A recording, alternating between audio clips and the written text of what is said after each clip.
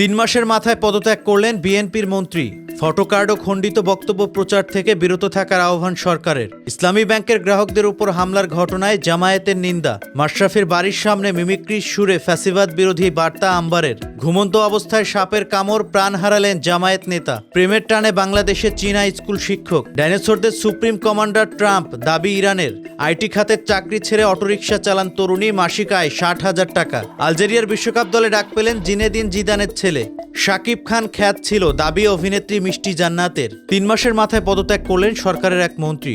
শারীরিক অসুস্থতার কারণ দেখিয়ে পদত্যাগপত্র জমা দিয়েছেন পার্বত্য চট্টগ্রাম বিষয়ক মন্ত্রী দীপেন দেওয়ান। তবে এটি আসল কারণ নয়, এমনটা নানা দিক থেকে খবর বেরোচ্ছে। প্রশ্ন উঠেছে, দীপেন দেওয়ানের পদত্যাগ অসুস্থতা নাকি কর্তৃত্ব নিয়ে বিরোধ।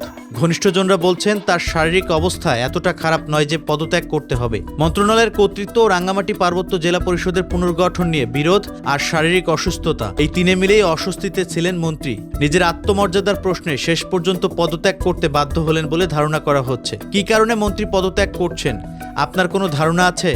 এমন প্রশ্নে একই মন্ত্রণালয়ের দায়িত্বে থাকা প্রতিমন্ত্রী বলেন, অসুস্থ ছিলেন বলে শুনেছি। 2005 সালে যুগ্ম জেলা জজের চাকরি ছেড়ে দীপেন দেওয়ান বিএনপিতে যোগ দেন। গণমাধ্যমে ফটোকার্ড ও খণ্ডিত বক্তব্য প্রচার থেকে বিরত থাকার আহ্বান সরকারের। এ বিষয়ে প্রধানমন্ত্রীর অতিরিক্ত প্রেস সচিব আতিকুর রহমান রুমন জানিয়েছেন, বর্তমানে গণমাধ্যম স্বাধীন হলেও অনেকেই সেই স্বাধীনতার অপব্যবহার করছে। যাচাই বাছাই ছাড়া অতিরিক্ত ভিউয়ের লোভে অনেক গণমাধ্যমই পেশাদারিত্ব নষ্টের প্রতিযোগিতায় নেমেছে। রিলসের নামে খণ্ডিত ভিডিও ও রিপোর্ট প্রচারের কারণে সমাজে বিভ্রান্তি এবং বিশৃঙ্খলার সুযোগ তৈরি হচ্ছে। ভিউ প্রতিযোগিতার নামে অপসাংবাদিকতা বন্ধ করে তিনি শতভাগ পেশাদারিত্ব বজায় রাখার জন্য সাংবাদিকদের অনুরোধ জানান।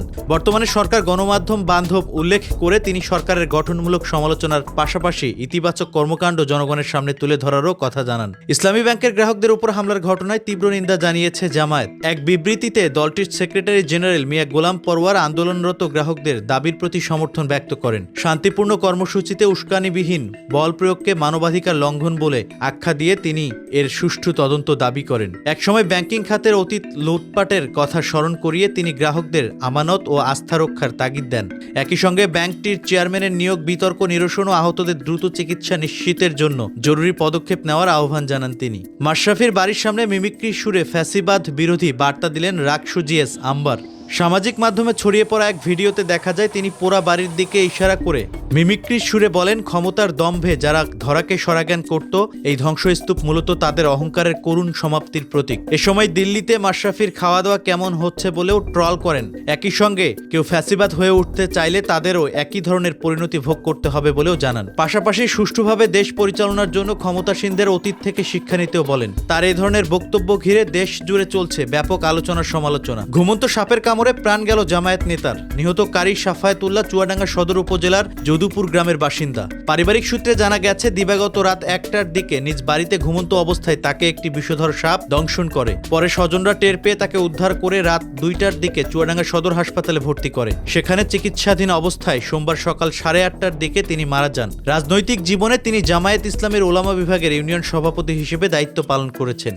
প্রেমের টানে টাঙ্গাইলে এসেছেন চীনা স্কুল শিক্ষক। 32 বছর বয়সী এই শিক্ষকের নাম ওয়াং ইউলাই। জানা যায়, সামাজিক মাধ্যমে মির্জাপুরের পাকুল্লা গ্রামের কলেজ ছাত্রী আনিকা আক্তারের সঙ্গে প্রেমের সম্পর্ক গড়ে ওঠে ওয়াং ইউলাইয়ের। দীর্ঘদিনের সম্পর্ককে বাস্তবে রূপ দিতে তিনি 1 মাসের ট্যুরিস্ট ভিসায় গত 30 মে বাংলাদেশে আসেন। তিনি জানান, আনিকাকে ভালোবেসে তিনি ইসলাম ধর্ম গ্রহণ করে বিয়ে করতে চান। এই বিদেশি প্রেমিককে দেখতে স্থানীয় উৎসুক জনতার উপচে পড়া ভিড় ও ব্যাপক কৌতূহল সৃষ্টি হয়েছে।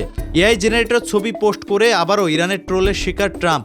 সম্প্রতি মার্কিন প্রেসিডেন্টের একটি পোস্ট শেয়ার করে তুরস্কে অবস্থিত ইরানি দূতাবাস জানিয়েছে, ট্রাম্প আর মাত্র একটি এআই প্রম্পট থেকে দূরে রয়েছেন। তা হলো নিজেকে মিল্কি ওয়েব সম্রাট, মহাবিশ্বের রক্ষক ও ডাইনোসরদের সুপ্রিম কমান্ডার হিসেবে দাবি করা।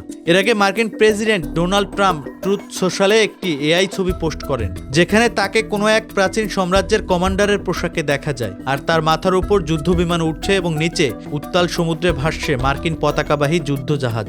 অফিসের প্যারা আর ভালো লাগে না, আইটি খাতে চাকরি ছেড়ে অটোরিকশা চালান তরুণী, মাসিক আয় 60,000 টাকা। নেজরিন মিদলাজ নামের এক ভারতীয় তরুণী সামাজিক যোগাযোগ মাধ্যমে ওই আইটি উদ্যোক্তার একটি রিলস প্রকাশ করেছেন, যেখানে তাকে বলতে দেখা যায় 9 বছরের তথ্য প্রযুক্তি খাতে কাজ করার পর দীর্ঘ কর্মঘণ্টা ও তীব্র মানসিক চাপের কারণে তিনি কর্পোরেট পেশা ছাড়ার এই সাহসী সিদ্ধান্ত নেন। ক্রমাগত মিটিং ও সময়ের সীমাবদ্ধতায় একসময় ব্যক্তি জীবনের ভারসাম্য হারিয়ে ক্লান্ত হয়ে পড়েছিলেন। এর ফলে নিজের সুবিধামতো সময়ে অটোরিকশা কেনেন এবং আগের চেয়ে অনেক বেশি মানসিক শান্তিতে আছেন আছেন বলেও জানান। আলজেরিয়ার বিশ্বকাপ দলে ডাক পেলেন ফরাসি তারকা জিনেদিন জিদানের ছেলে লুকা জিদান। দলটির প্রধান কোচ ভ্লাদিমির পেতকোভিচ তাকে 26 সদস্যের প্রাথমিক স্কোয়াডে অন্তর্ভুক্ত করেছেন। স্প্যানিশ ক্লাব গ্রানাদার গোলরক্ষক লুকা যুব পর্যায়ে ফ্রান্সের হয়ে খেলেও আন্তর্জাতিক ক্যারিয়ার হিসেবে বেছে নিয়েছেন দাদা দাদির জন্মভূমিকে। সর্বশেষ 2 আসর মিস করা আলজেরিয়া এবার নিজের 5ম বিশ্বকাপ খেলবে। এবারের আসরে তাদের প্রতিপক্ষ আর্জেন্টিনা, অস্ট্রিয়া ও জর্ডান। 16 জুন তাদের প্রথম ম্যাচ লিওনেল মেসিদের বিপক্ষে। ঢাকায় সিনেমার মেগাস্টার শাকিব খানকে নিয়ে বিস্ফোরক মন্তব্য করে নতুন বিতর্কের জন্ম দিলেন চিত্রনায়িকা মিষ্টি জান্নাত। তিনি দাবি করেন ক্যারিয়ারের শুরুর দিকে শাকিব খানের স্টাইলিং ও গেট আপ অত্যন্ত খ্যাত ছিল। নিজের বক্তব্যের ব্যাখ্যা দিয়ে এই নায়িকা আরও বলেন, এফডিসিতে একসময় শাকিব লিপস্টিক লাগায় বসে থাকতো, যা দেখে বেশ হতাশ হয়েছিলাম। মনে মনে বলছিলাম, oh my god, come on, লাল লিপস্টিক পরে আছে হিরো, এটা কি হতে পারে? ওই দৃশ্য দেখে বিরক্ত লেগেছিল।